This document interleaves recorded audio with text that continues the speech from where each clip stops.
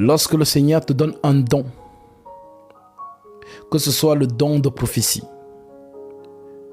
que ce soit le don de vision, que ce soit n'importe quel don de l'esprit, n'improvise pas. C'est par son esprit qu'il te permet d'accomplir certaines choses. Parce que si tu improvises, à ce moment-là, l'ennemi travaille. Je voulais vraiment vous rappeler cela pour que vous sachiez comment le Seigneur travaille.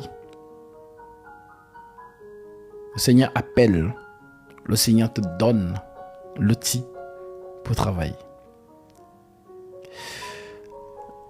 Je vais lire cette écriture avant de donner la possibilité à ceux qui ont écouté l'enseignement, s'il y a des choses que vous n'avez pas compris, s'il y a des choses que vous n'avez pas saisies tout de suite, pour que vous puissiez peut-être poser des questions et ensuite nous pourrons éclairer encore les zones d'ombre qui puissent peut-être rester. Mais maintenant, si vous avez tous compris, gloire à Dieu. Alors,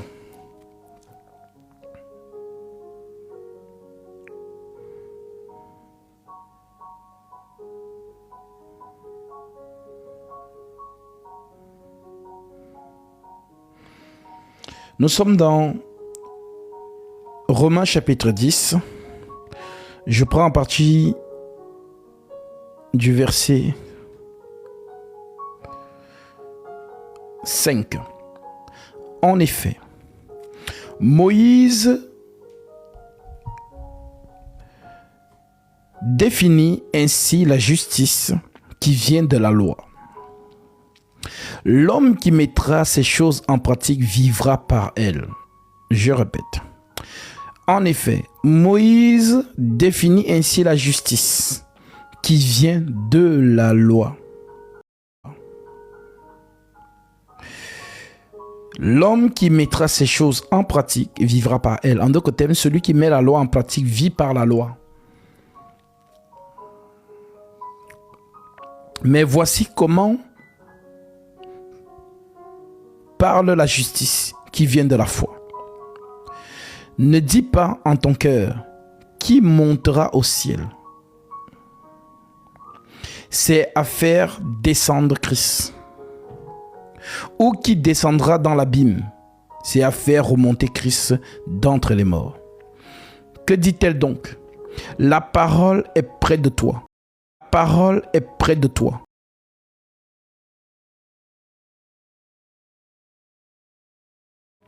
Le Seigneur Jésus, et si tu crois dans ton cœur que Dieu l'a ressuscité des morts, tu seras sauvé. Car c'est en croyant du cœur qu'on parvient à la justice. Donc vous vous souvenez que selon Jean chapitre 16, nous avons parlé des trois choses. Péché, justice et jugement. Donc vous comprenez que la justice c'est quoi? C'est quoi la justice?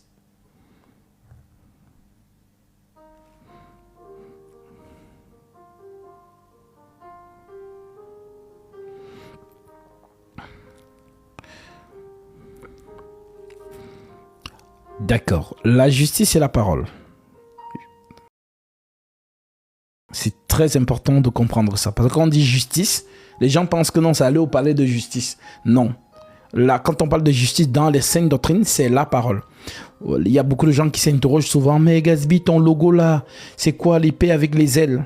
Non, ce n'est qu'une épée. C'est l'épée de Zorro avec des ailes. Donc ici, c'est la parole de la justice. C'est l'épée de la justice. En d'autres termes, la parole de Dieu. Tout simplement. Ça n'a rien à voir avec une épée, une vraie épée avec laquelle on va bagarrer. Non. Voilà. C'est une métaphore. Parole. La justice, c'est l'épée. La justice, c'est la parole. C'est très important que vous compreniez ça. Sinon, vous n'allez pas comprendre. Lorsque Jésus dit dans Jean chapitre 16, verset 7, voilà, lorsque le consolateur sera venu, il convaincra le monde en ce qui concerne le péché, la justice, donc la parole et le jugement. D'accord? Alors, si vous avez compris ça, alors vous comprendrez Romains chapitre 10 au verset 5. Je répète l'écriture. En effet, Moïse définit ainsi la justice qui vient de la loi. En d'autres termes, la justice qui vient de la loi, c'est la parole de la loi. D'accord. L'homme qui mettra ces choses en pratique vivra par elles. Donc, quiconque met les paroles de la loi en pratique va vivre par elles. Ça veut dire quoi? Tu veux pratiquer la dîme, pratique toute la loi et tu vivras.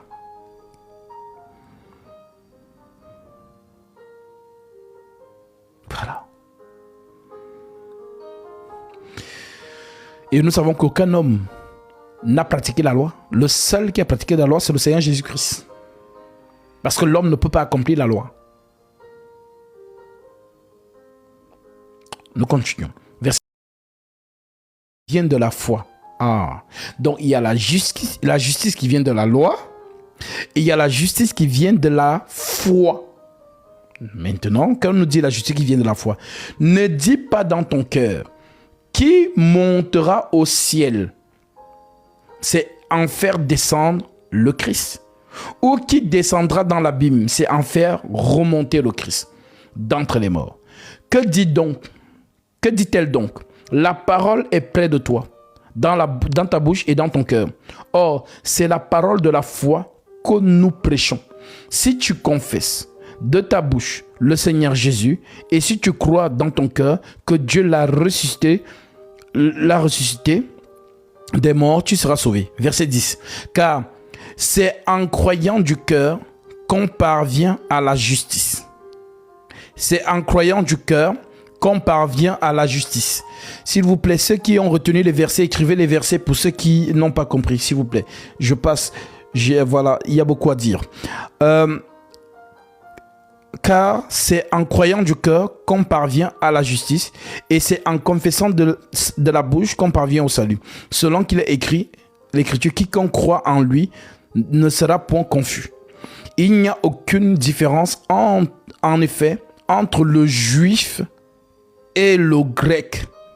Le juif et le grec. Au lieu de dire aucune différence entre le juif et le congolais et le camerounais et l'américain et le français et l'indien, on abrège et on met tout cela dans un nom qu'on appelle grec. Donc, soit tu es juif, soit tu es grec. Il n'y a pas de demi-mesure. Donc, grec, c'est mis pour toutes les nations. Alors, comment donc invoqueront-ils? Donc, on nous dit dans le verset 12, il n'y a aucune différence, en effet, entre le juif et le grec, puisqu'ils ont tous un même Seigneur, qui est riche pour tous ceux qui l'invoquent. Car quiconque invoquera le nom du Seigneur sera sauvé. Quiconque invoquera le nom du Seigneur sera sauvé. Alors, c'est quoi donc invoquer le nom du Seigneur pour être sauvé? Jésus, sauve-moi. Non, ce n'est pas ça. Invoquer le nom du Seigneur, on a dit que c'est quoi? Si vous avez bien compris. La justice de la loi et la justice de la foi. C'était quoi? La parole de la loi et la parole de la foi.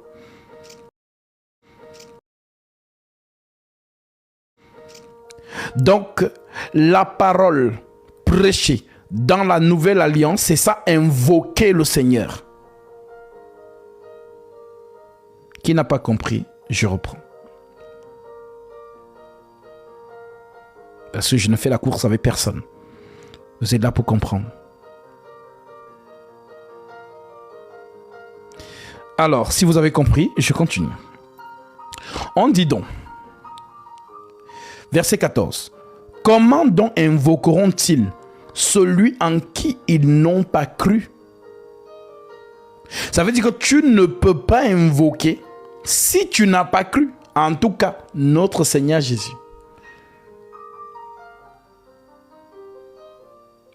Pour invoquer le vrai Seigneur Jésus, il faut d'abord croire. Voilà pourquoi l'Écriture dit, comment donc invoqueront-ils celui qu'ils n'ont pas cru? Et comment croiront-ils en celui dont ils n'ont pas entendu parler? Donc, invoquer le Seigneur, c'est prêcher la parole. Donc, lorsque je prêche la parole, je fais office maintenant de quoi? De répandre la foi.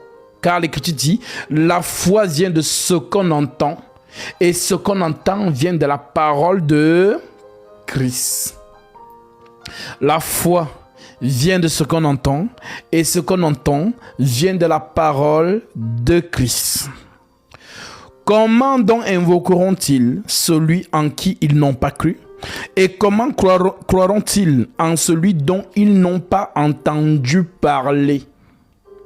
Et comment entendront-ils parler s'il n'y a personne qui prêche? Donc le prédicateur, c'est un envoyé. Donc l'envoyé, donc c'est qui? Est-ce que c'est Gatsby? Non. L'envoyé, c'est celui qu'on vous a dit dans Jean chapitre 16. Il vous est avantageux que je m'en aille, car si je ne m'en vais pas, le consolateur ne viendra pas vers vous. Donc celui qui prêche, c'est l'Esprit. Et lorsque l'Esprit prêche seulement, alors là, vous avez la foi. Mais si c'est l'homme qui te prêche, non. C'est fade. Tu n'as pas l'onction.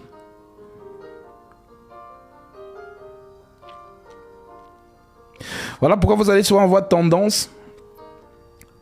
Dès qu'un frère ou bien quelqu'un va t'expliquer quelque chose, ça ne va pas avoir son effet. Pourquoi? Parce que ça sort d'une bouche qui n'est pas autorisée. Mais lorsque celui qui a le don ministériel te dit la même chose, ça prend son sens. Alors, pourquoi? Tout simplement parce que la bouche de ce dernier est onctionnée et l'autre n'est pas.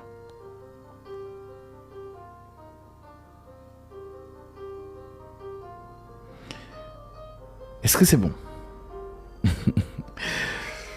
Parce que c'est l'homme qu'on envoie, seulement cette bouche-là qui onction. Si tu écoutes quelqu'un d'autre, ça n'entre pas. Alors tu me diras, Gatsby, est-ce que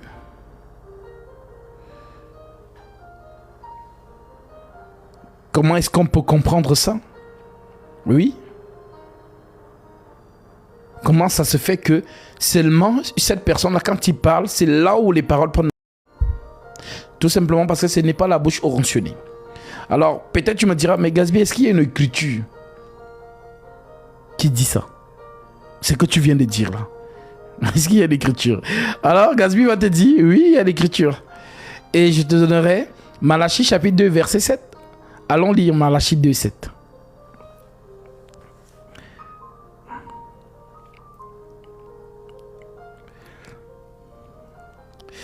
Malachie 2,7 dit quoi?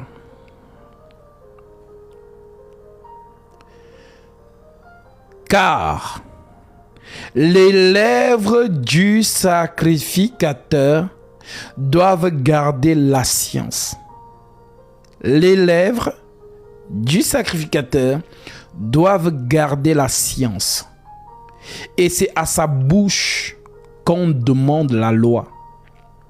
Parce qu'il est envoyé de l'Éternel des armées. C'est bon? Tu as compris maintenant?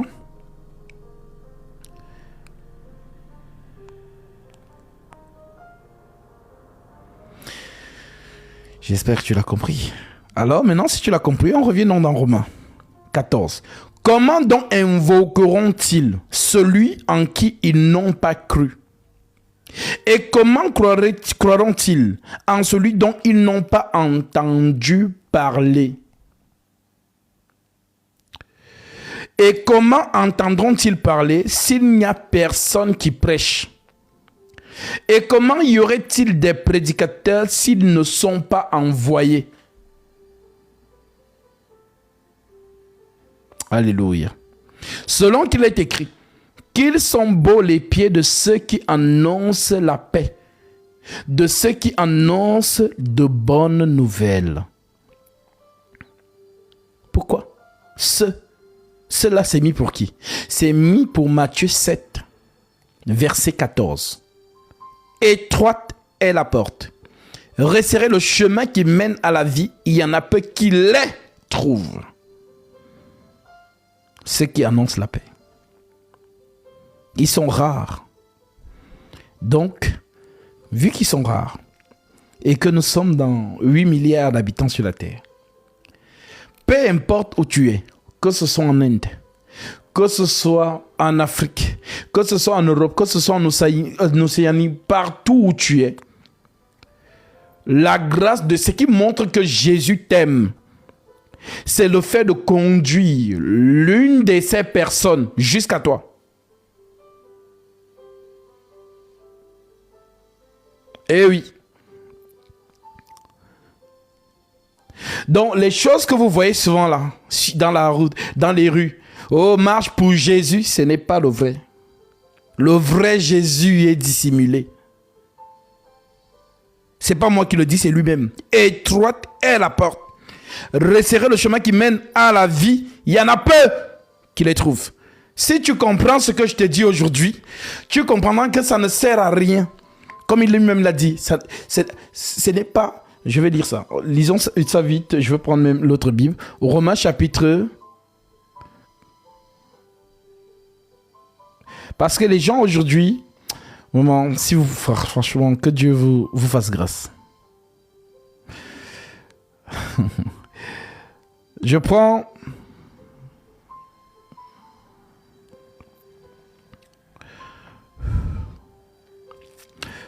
Romains 9.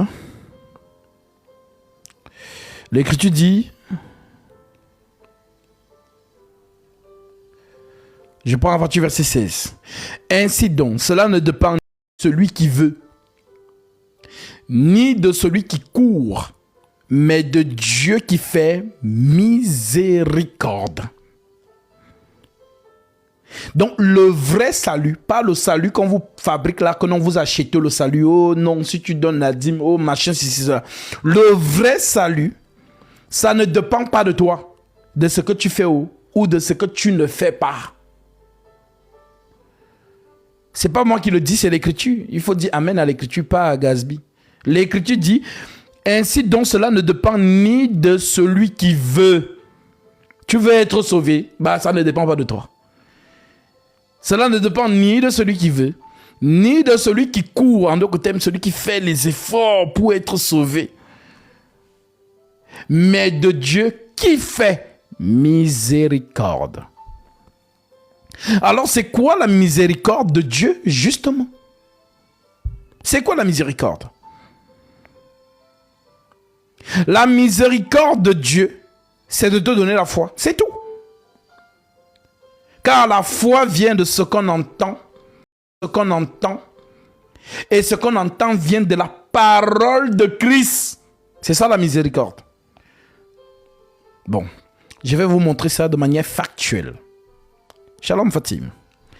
Je vais vous montrer ça de manière factuelle. Prenons un cas de figure. Prenons Acte 16. Acte 16, nous sommes au verset 13 à 15. L'Écriture nous dit ceci. Le jour du sabbat, nous nous rendîmes hors de la porte. Donc ici, qui dit ça? C'est Paul et Silas. Ce sont les pieds. Heureux les pieds de ceux qui annoncent les bonnes nouvelles. Le jour du sabbat, nous nous rendîmes hors de la porte vers une rivière, où nous pensions que se trouvait un lieu de prière. Nous nous assîmes et nous parlâmes aux femmes, au pluriel, aux femmes qui étaient réunies. L'une femme, mais l'une particulièrement, l'une d'elles nommée Lydie,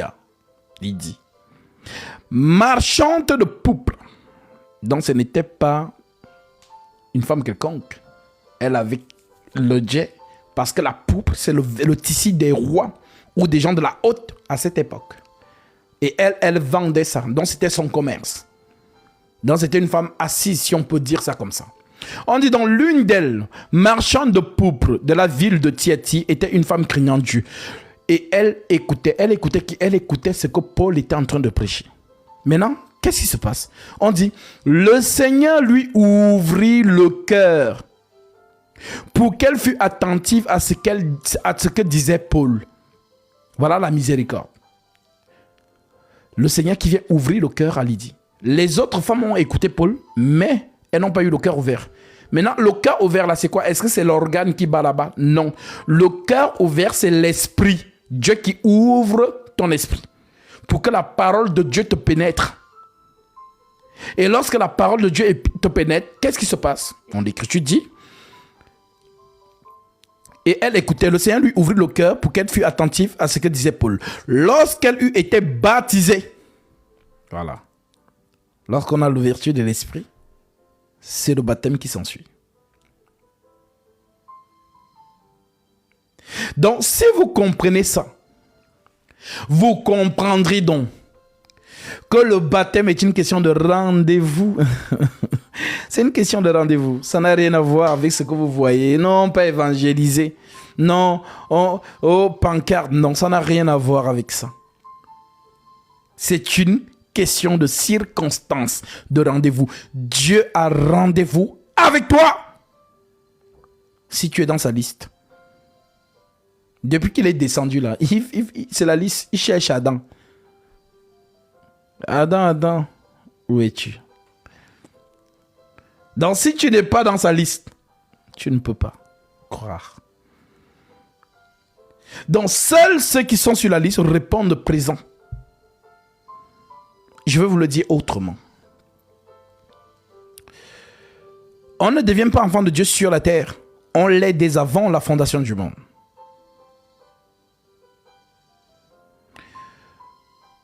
Le Seigneur vous a envoyé dans cette dimension. Vous êtes nés comme monsieur et madame tout le monde. Oui. Tu as atterri dans une famille, papa, maman, les frères et sœurs. Tu es dedans.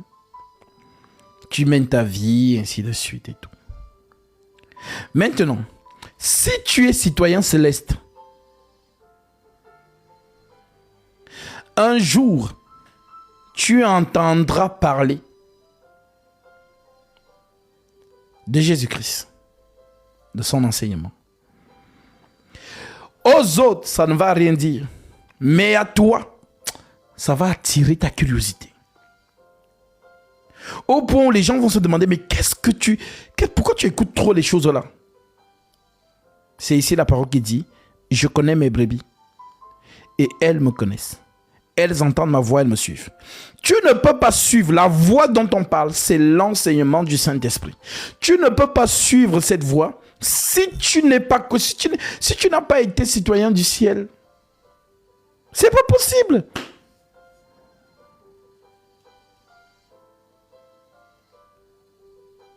Tu ne peux pas. Que tu le veuilles ou pas, lorsque tu écoutes la parole profonde du Christ, ça réveille des choses en toi, comme des flashs. Et même avant que ça ne vienne, naturellement d'abord, tu te sens que tu n'es pas comme tout le monde. Je ne sais pas d'où ça vient. Tu te sens bizarre, tu te sens à part. Tu veux faire les mêmes choses que les autres, mais il y a toujours une barrière qui te dit non, tu ne peux pas faire ça, tu n'es pas comme eux. Naturellement, tu n'as pas encore connu le Seigneur, ainsi de suite. Voilà pourquoi, comme une sœur avait eu dans la vision, où elle expliquait que le Seigneur dit que même le jour de votre naissance, il était là. Le jour de l'accouchement, il était là. Il a toujours été près de chacun de ses enfants. Toujours.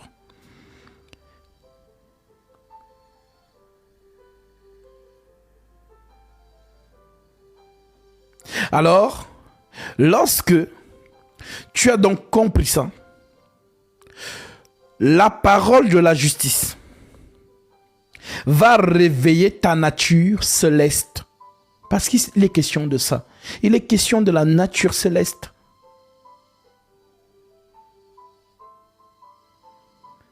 Pendant que les autres ont l'engouement du monde. Ils font des projets. Pour eux, la vie, c'est la terre. C'est les projets. Je suis devenu quoi? Je vais faire quoi? Donc, ils se donnent corps et âme à ça. Mais toi, tu es à fond dans la vocation céleste. Est-ce que tu penses que l'énergie qui est derrière vient de toi? Non. Tu n'es pas meilleur que les autres. C'est juste le Seigneur qui te connaît et qui te donne la force. Voilà pourquoi on dit qu'il ne s'inquiète pas du chemin des méchants. Je vais dire ça.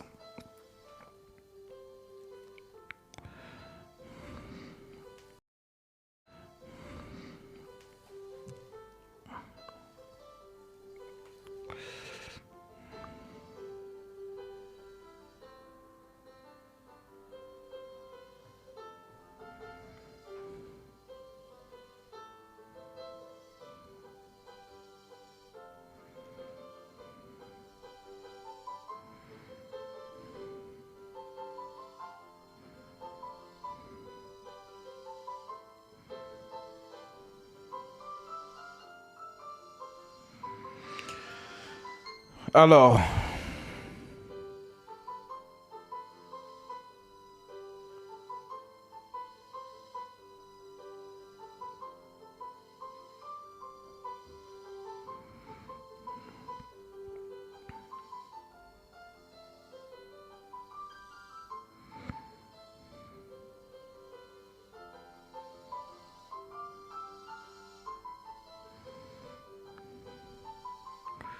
Proverbe.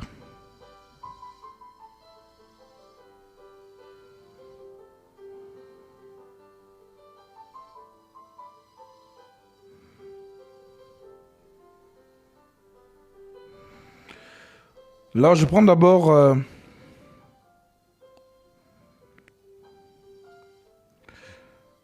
le psaume chapitre 1, verset 1.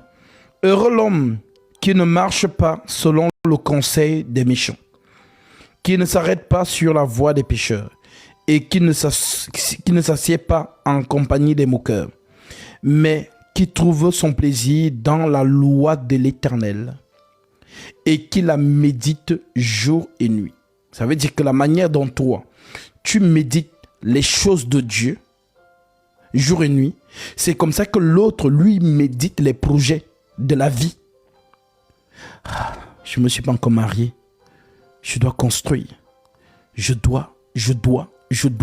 C'est-à-dire, c'est l'homme qui vit selon le train de ce monde. Sa préoccupation, c'est ça. Son accomplissement. L'homme accompli ou la femme accomplie. Elle ne marche que pour ça. Elle ne vit que pour ça. Il ne marche que pour ça. Il ne vit que pour ça. Maintenant, toi, ton zèle et ton désir, c'est toujours, c'est-à-dire, un enfant de Dieu, c'est-à-dire, tu as l'impression que toute seconde, de tous les jours, l'Esprit de Dieu est en toi. C'est-à-dire, tu penses que toujours aux choses du ciel. Il n'y a pas une minute, il n'y a pas possible.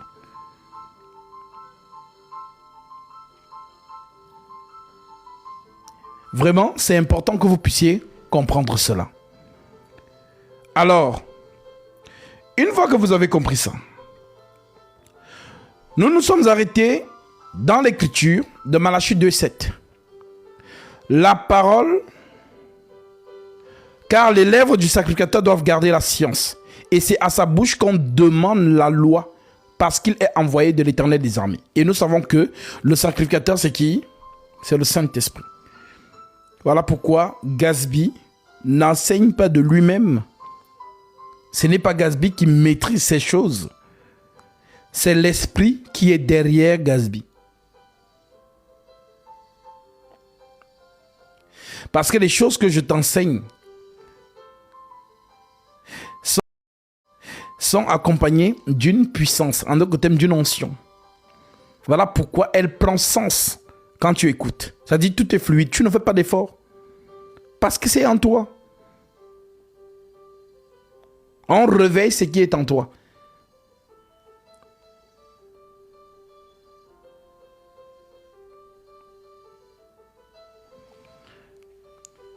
Je pense que Vous l'avez compris.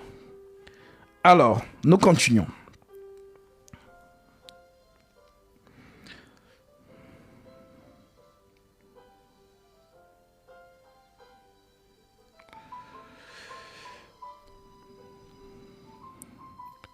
Je reprends le verset 14. Toujours dans Romains 10, verset 14. Comment donc invoqueront-ils celui qu'ils n'ont pas cru? Et comment croiront-ils en celui dont ils n'ont pas entendu parler? Et comment entendront-ils parler s'il n'y a personne qui prêche? Et comment y aura-t-il des prédicateurs s'ils ne sont pas envoyés? Donc, qui envoie les prédicateurs? C'est le Saint-Esprit. Ce n'est pas l'homme. Selon qu'il est écrit, qu'ils sont beaux les pieds de ceux qui annoncent la paix et de ceux qui annoncent la bonne nouvelle. Mais tous n'ont pas obéi à la bonne nouvelle. Aussi Ésaïe dit-il, qui a cru à notre prédication? Oh oui. Ainsi la foi vient de ce qu'on entend. Et ce qu'on entend vient de la parole de Christ. C'est elle qui donne la foi. Mais je dis, n'ont-ils pas entendu? Au contraire, leur voix est allée par toute la terre et leur parole jusqu'aux extrémités du monde. Donc, les gens qui sont dans la forêt et tout, ils ont entendu. Voilà. Mais je dis, Israël ne l'a-t-il pas su? Moïse, le premier, dit, j'exciterai votre jalousie parce qu'il n'est point une nation. Colère par une nation sans intelligence. Ésaïe pousse la hardiesse jusqu'à dire, j'ai été trouvé par ceux qui ne me cherchaient pas. Je me suis manifesté à ceux qui ne me demandaient pas. Mais au sujet d'Israël, il dit, j'ai tendu mes mains tous les jours vers un peuple rebelle et contredisant. C'est normal. Nous sommes dans la dispensation de l'Église. L'incrédulité d'Israël, c'est pour que toi, tu puisses entrer dans l'Église corps du Christ aujourd'hui. Alors, tu as compris ici la différence entre la justice de la loi et la justice de la foi. Et c'est par la justice de la foi que on invoque le nom du Seigneur sur ta vie.